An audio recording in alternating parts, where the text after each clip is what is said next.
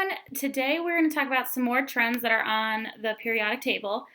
Normally I would have you color and highlight the periodic table, but since we aren't in school right now, we are going to go through it together this way, okay?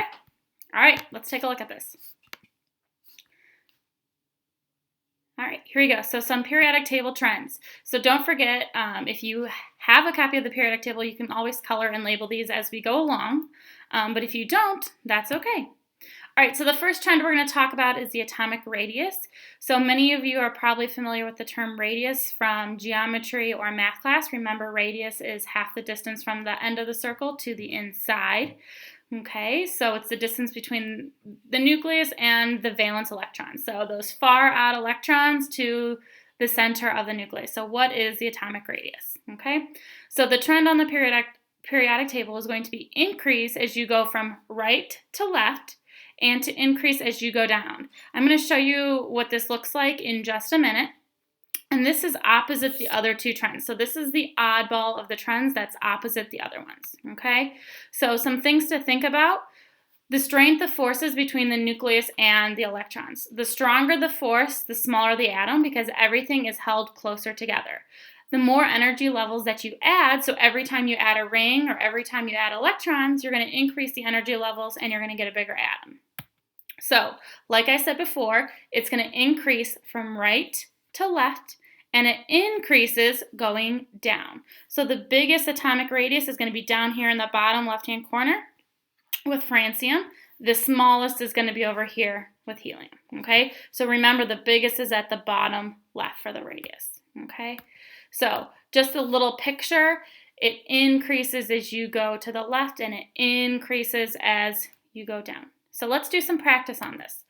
Which one is going to be bigger? Magnesium, which is right here, or strontium, which is right there. Now we said it increases as you go down, so this time the bigger one is going to be strontium. And you can either circle or highlight that on your notes. The next one is going to be germanium or bromine. Here we have germanium, and then we have bromine. We said it increased as you went to the left, so the bigger one here is going to be germanium. All right, I want you to pause the video and try C, D, and E on your own. I want you to highlight or circle which one's bigger. All right, let's check your answers. Did you say strontium, tungsten, and tin? Then you're correct. All right, so let's try our second trend. Our second trend today is electronegativity. It is the ability to attract or share electrons. Some elements want to gain electrons very easily, while other ones just want to give them away. So electronegativity is how greedy the atom is. It's kind of like who would win a tug of war, who's going to steal the most money, who wants to steal things from other people, who wants to steal those electrons, okay? So attracting other electrons. This one is opposite from the last trend. It's going to increase as you go from left to right, and this one's going to increase as we grow up. So some things to think about. The stronger the force equals a stronger attraction. The more energy levels is going to be a weaker force. So it's a weaker attraction. The ones that are far out there, if there's 7 energy levels, those that are on the far outside are very weak. They're so far away, they're so weak. But if something's on the first or second energy level, it's going to be much stronger, okay? One thing that I always like to remember is fluorine is the most electronegative element, because this helps me remember the trends. If I can remember that fluorine is the most electronegativity, or has the most electronegativity, then I can remember this trend and the pattern of the other ones. So electronegativity is going to increase from left to right, and it increases moving up. Here we have fluorine, and fluorine is going to be the most electronegative. Now, some people are like, well, why not the noble gases? Because there's a column to the farther right. None of the noble gases have a high electronegativity because they are all stable by themselves. They don't attract electrons, they don't give them away. So fluorine is the most electronegative, okay? So let's try this. Let's do some practice. We have Mg and Na. Here is Mg. Here is Na. We know it's at an increased to the right, so therefore magnesium is going to be greater. Let's try the next one. We have Na, we have Cl. We know it increases to the right, so chlorine's farther to the right, so it's going to be Cl. I want you to pause the video, try C, D, or E, circling or highlighting whichever one is greater. All right, did you get them done? Great. So the most electronegative is chlorine because it's higher than iodine. We have calcium and barium. Calcium is much higher up than barium, and then we have sulfur and oxygen is higher up than sulfur. All right, our last trend for today is the first ionization energy. This is the energy needed to take an electron away. So electronegativity was about stealing it. First ionization energy is needed to take away. So it's kind of like you're picking apples or robbing the bank. How much energy does it take to steal one away?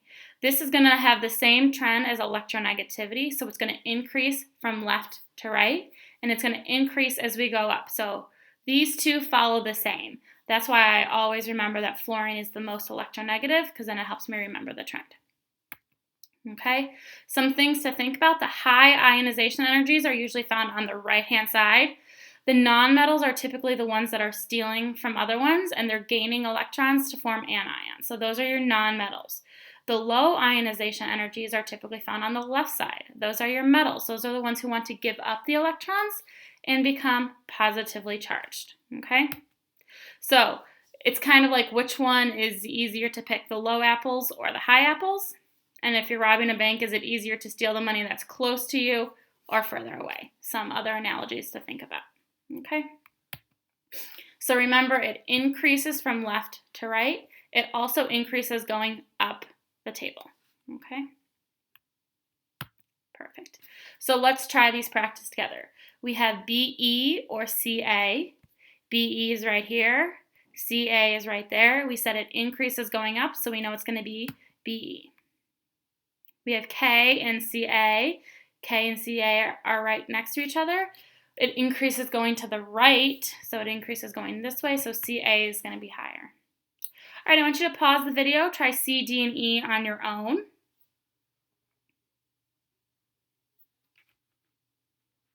All right, so if you circled F, you are correct. F is higher than I, it increases going up. We have SR and SB. SB is further to the right than SR, and then we have S and O. O is higher than S, so we know that has to be it. Okay, so this is just a general picture to help you remember. We have the ionization energy, we have electronegativity. Remember, those two follow the same trend. Atomic radius is opposite, so that's the highest down here. And we didn't talk about electron affinity or metallic and non-metallic character, but those are some other trends on the periodic table. We're not going to talk about those in this lesson, but we might later on down the road.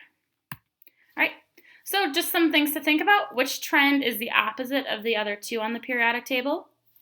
If you said atomic radius, you are correct. Which trend is the ability to attract electrons? That's your electronegativity. And which trend is the ability to take electrons away? That's your first ionization energy. Great. All right, so you would be able to use a labeled periodic table to look at the trends if you were to take a test or quiz on this. If you have any other questions, please reach out and let me know. I hope you guys are doing well, and I will talk to you soon.